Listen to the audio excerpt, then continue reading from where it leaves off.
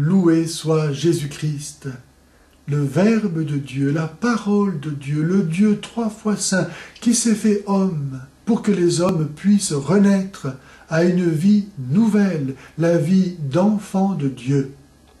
Sa paix soit avec vous. Depuis l'aube de l'humanité, les hommes ont toujours plus ou moins confusément espéré en une victoire de la justice sur l'injustice, du bien sur le mal, de l'amour sur la haine, de la vie sur la mort. Et la réponse à cette quête universelle et angoissée de l'humanité a été donnée au sein d'un peuple singulier, créé tout exprès par Dieu pour celle-ci, à partir d'un homme, Abraham, avec qui il a fait une alliance et à qui il a donné une promesse, celle d'une descendance que Jésus-Christ revendiquera être lui-même en Jean 8, 56. Le peuple juif, tout au long de son histoire, a fait monter vers Dieu son désir, son attente, son angoisse, sa prière d'un salut qui ne pouvait finalement venir que de Dieu. Les prophètes ont guidé cette prière, cette espérance. Ainsi Isaïe, 8 siècles avant la venue de Jésus-Christ, s'écrit au chapitre 63 et au verset 19 de son livre. « Ah, si tu déchirais les cieux et descendais, si tu déchirais les cieux et descendais. » C'est qu'en effet, les prophètes avaient compris en tant qu'hommes et en tant que juifs que le salut ne peut pas venir des hommes. Leur histoire en témoignait, l'histoire et l'actualité en témoignent toujours. Qu'il suffise de prendre pour exemple, parmi les plus récents et les plus fameux saluts terrestres humains qui aient été présentés à l'humanité, le communisme. Le communisme a prétendu apporter la libération à l'humanité au nom de l'évolution nécessaire de la matière, qui ne pouvait que atteindre à un état de progrès, de perfection définitif et total. Il suffisait d'entrer dans le sens de l'histoire, qui était scientifiquement connu par les membres du parti.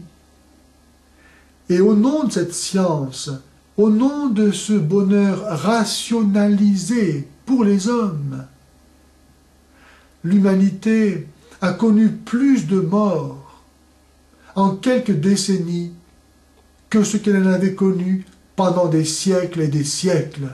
Plus de 100 millions de morts, dont la majorité étaient et sont des croyants, parce que croyants.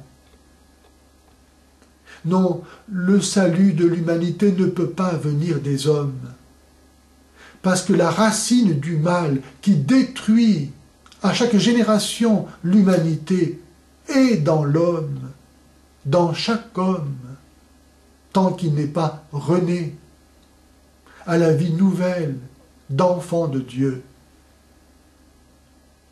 La bonne nouvelle de Noël, c'est que Dieu ne nous a pas abandonnés. Il a entendu la prière de ce peuple qui a été créé tout exprès pour accueillir en son sein, dans le sein de la Vierge Marie, sa parole faite chair. Dieu ne nous a pas abandonnés. Il a assumé cette nature humaine qu'il a lui-même créée et que donc il aime, sans quoi il se renierait lui-même en tant que créateur.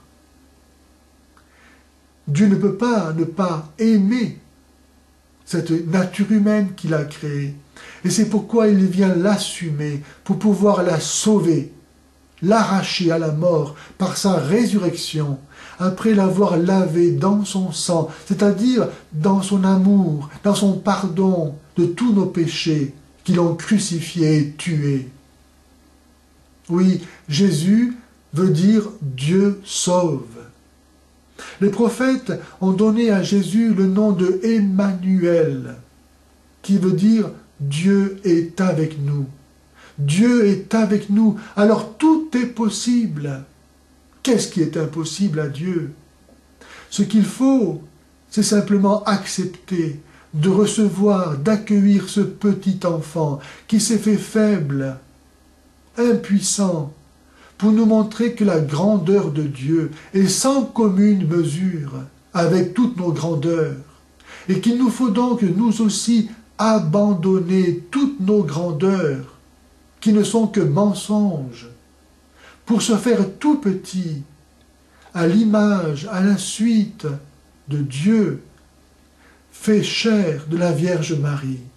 Aussi vrai que Adam est au principe d'une humanité soumise au pouvoir du péché et vouée à la mort éternelle, Jésus-Christ est au principe d'une humanité nouvelle, délivrée du péché par le mérite de son sacrifice, sanctifiée par le don de son Esprit Saint et engendrée à la vie éternelle, divine, par sa résurrection.